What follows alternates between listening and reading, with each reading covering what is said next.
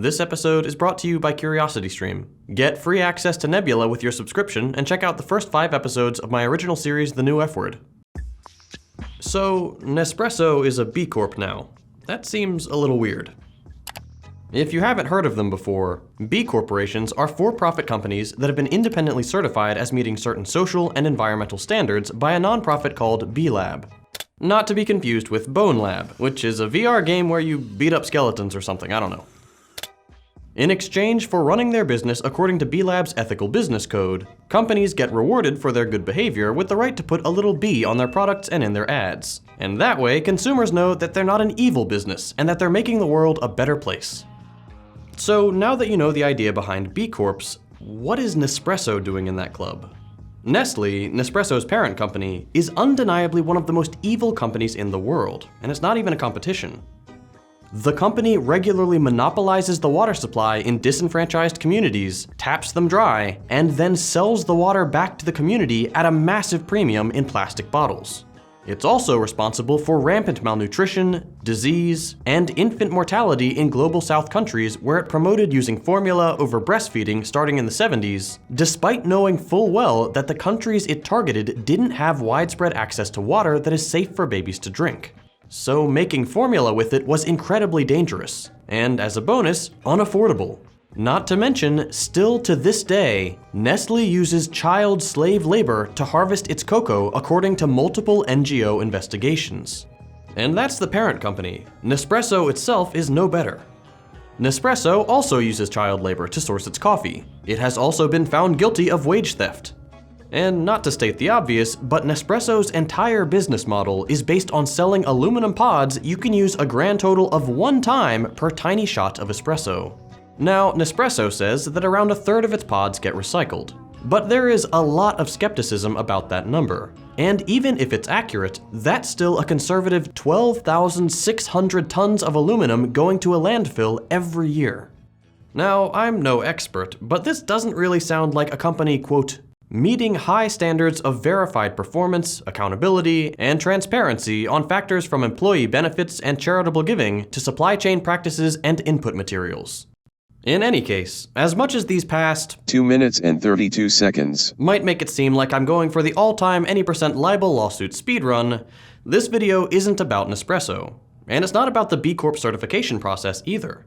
Those are 2 interesting topics, but for this video, we're going to zoom out a little and talk about the umbrella that they both fit under: corporate social responsibility.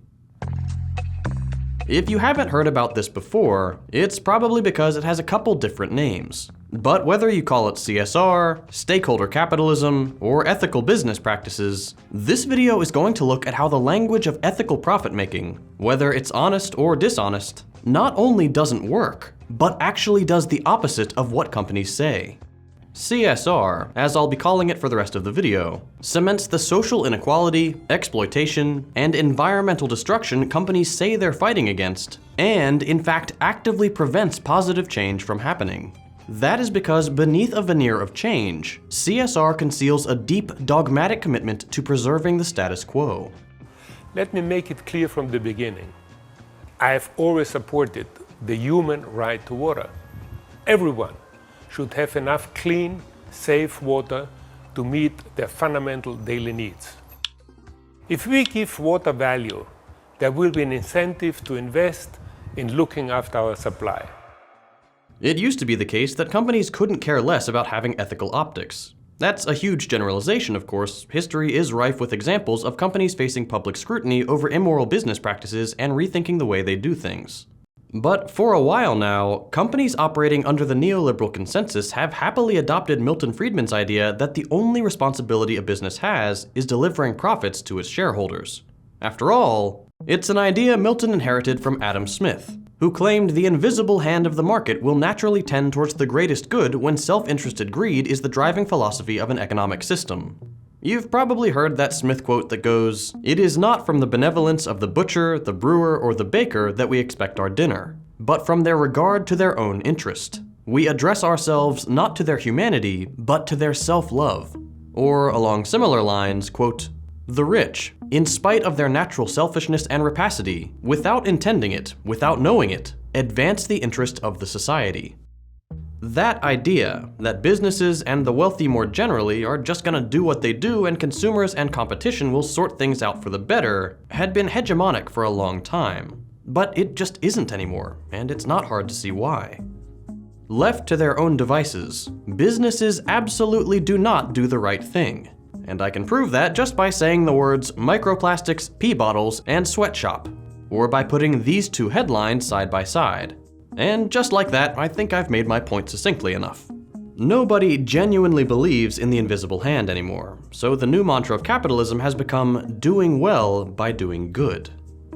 Businesses that wish to succeed now face a lot more pressure from the public to take an active role balancing profit with societal responsibility, catering not just to shareholders, but all stakeholders, meaning employees, suppliers, local communities, ecosystems, and even future generations. At least, so goes the story. But of course, plenty of companies are ready to be completely dishonest with this kind of rhetoric. Words like greenwashing and pinkwashing are all too familiar these days because there's just no shortage of companies out there willing to use the language of social justice and ecological sustainability to make a quick buck without actually changing the awful things they do.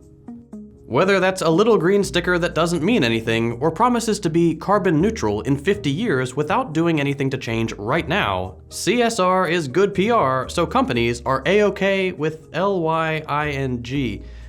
Who wrote that? That was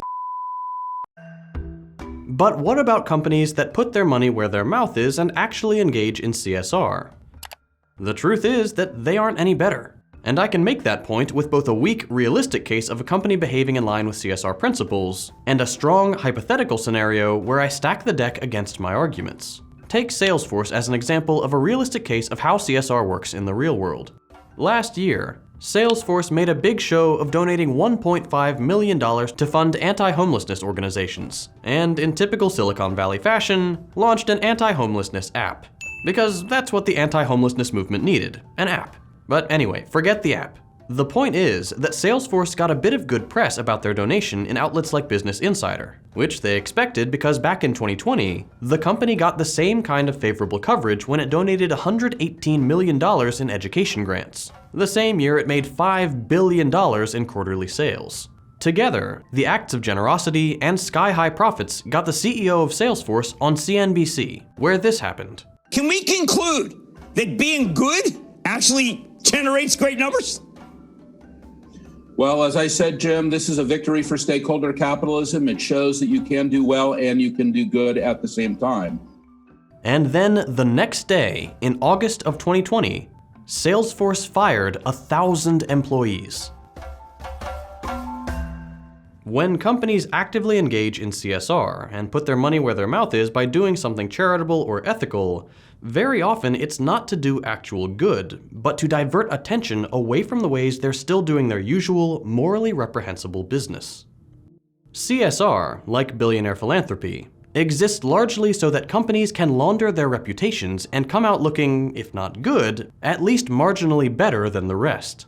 Companies rely on consumers succumbing to moral self-licensing, the idea that a little good here justifies evil somewhere else, so that they won't face too much backlash. And it works, because we're very vulnerable to it. In a study out of Germany that's consistent with the rest of the literature, researchers found that telling test subjects a towel was made out of organic instead of conventional cotton made them less likely to care about the treatment of workers sewing the towels together than test subjects who are only presented with conventional cotton towels. In the study's own words, if one facet seems ethically fine, another unrelated facet becomes significantly less relevant. Companies know that if they do one good thing, they can get away with continuing to do bad stuff. And in this way, CSR isn't really about creating a more ethical economy, just one where a single instance of good ethics can be traded in for a blank check. But let's assume for a second that we live in a fantasy world where everything I've just said doesn't apply. A world where companies never greenwash and never rely on moral self-licensing to do one good thing so they can cover up all the bad. Basically, a world where ethical businesses are actually ethical all the way through. What would be wrong with CSR then? Well, two things. One, it wouldn't last long, because companies know that they can't be blameless in all aspects of their business and remain profitable. Without universally enforced, rigid standards, voluntary ethics clashes with competition. The market, in most economic sectors, is simply too punishing for good deeds. It's almost always cheaper to do things the unethical way, and that gets reflected in a business's profit margins and in the price at the counter. At the end of the day, most consumers don't have the time to find out which companies are actually doing an ethical job, and which ones don't care or are lying to them. And most can't afford not going with the cheapest option on anything but maybe a few choice products. Cheapest wins 9 times out of 10 in an economy where there are barely any limitations on how unethical a company can be to bring the price down. In theory, the B Corp certification was supposed to help with the first part of that equation, telling consumers succinctly which companies are good and which ones are not. But like Nespresso or another B Corp, Brewdog, have shown, the little b doesn't really mean that much. And even if it did, paying your workers fairly, eliminating pollution from your manufacturing process, recycling waste in-house, those are all extra expenses for a business. Running an ethical business is fine while the money is steadily flowing in, but the moment the tap starts to run dry, businesses have to make a decision. Either they stay uncompromising in their ethics and run their business into the ground, or they get bought up by a more profitable, less scrupulous competitor, or they become less scrupulous themselves and abandon whatever it was they were doing right. No matter what businesses choose, things get worse. Some companies might make it out of that scramble holding on to their social justice practices, but only exceedingly few. In business, ethics are a luxury. Profits are still the bottom line. No matter how much a business waxes poetic about doing well by doing good, the minute they stop doing well, the good can beat it. Under a capitalist system, you cannot be unprofitable. And that will always take precedence over any concern for social and environmental justice. Because if it doesn't, it's Chapter 11 time. The second problem is that the world shareholder capitalists are selling us isn't even desirable in the first place. To quote Anand Giridharadas, it's a vision of the world in which social justice and the concentration of power would somehow increase in tandem ad infinitum.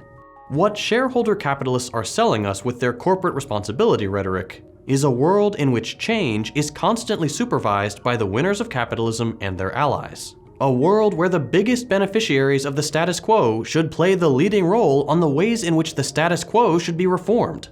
It's not a more democratic society or a society that's more just. It's a society where the ways in which change happens are exclusively limited to change that doesn't hurt those at the top and businesses' bottom line.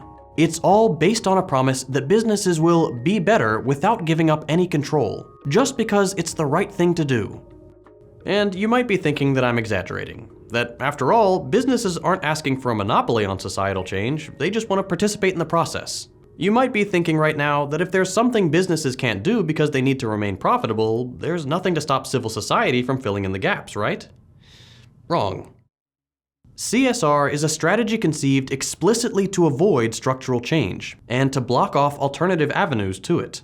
Business leaders are hoping that by giving us crumbs of change, they get to stay in charge, and that the great evils of society that they profit from, things like massive unemployment, poverty, environmental destruction, and so on, don't actually get solved. They prefer a world of band-aids over structural solutions because a structural solution would involve abolishing the power and the privilege they've accumulated under capitalism. And this explanation isn't coming from me, a capitalist-hating commie. Billionaires are openly admitting that this is a last-ditch effort to preserve the status quo they benefit from. Take Vinod Khosla, a billionaire venture capitalist. For years now, he's been arguing for a guaranteed minimum income for everyone, along very similar lines to the CSR crowd. But Khosla isn't doing this for some humanistic reason, but because, quote, to put it crudely, it's bribing the population to be well enough off. Otherwise, they'll work for changing the system. They're just admitting it now. With CSR, companies are making sure that they can continue to profit, that they can remain powerful by using that profit to lobby against strict regulations, and that by showing a little voluntary goodwill, they can prove to us that they should stay totally unaccountable. That might work for a while, but as with any system where power is kept unaccountable, the real test happens during times of crisis. How will you feel when things hit the fan about keeping decision-making power in the hands of an unelected class of business-savvy billionaires whose only claim to power is making the line go up and promising that they would be good? Personally, I don't feel great about that. But ultimately, that is what is being sold to us with CSR. Let us businesses keep making our profits. We'll be good about it. Just don't get involved yourself or actively try to change things in a fundamental way to prevent bad things from happening in the first place. At the end of the day, every company in the world will choose public pressure over public control. You can always just ignore a protest when you're in charge. And to quickly offer some solutions, because I get comments every week complaining that I don't give concrete solutions. I do, by the way, they're just always the same, so I don't put them in every video. Join a socialist organization. Unionize your workplace. Educate yourself, your friends, your coworkers. Without class consciousness and class solidarity, we do not have the power to force change. All we can do is grovel at the feet of the capitalist class. But if we learn from history, if we understand what militant labor has achieved in the past, the victories it's won for us, vacation time, the 8-hour workday, the 40-hour workweek, and so many more, then we can begin to develop mass power and make sure our words aren't seen as complaints, but dictates. No business, however ethical they claim to be, will ever act in the interest of the working class. We have to do that ourselves. Hey there. I'm gonna do this sponsor read a little differently this month because I could really use the support. For the past year or so, I've been working on a Nebula original series called The New F-Word. It's a deep dive into the history, ideology, and resurgence of fascism around the world. I'm really proud of what we've produced so far, and if you'd like me to be able to keep making bigger budget original content, please consider signing up for the CuriosityStream Nebula bundle to watch the series. It's less than $15 a year for both platforms, barely over $1 a month, which I honestly believe is the best deal in streaming.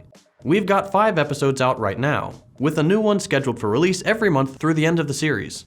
I love making videos for YouTube, but what I've always wanted to pursue is long-form, on-location documentary work. Because there are so few documentaries from an explicitly socialist perspective, and there are so many stories to tell.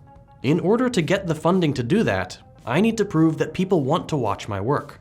But besides supporting me, your membership gets you access to CuriosityStream's catalog of thousands of nonfiction titles in every category imaginable. Whether you're interested in history, biology, art, you name it, you can find it there.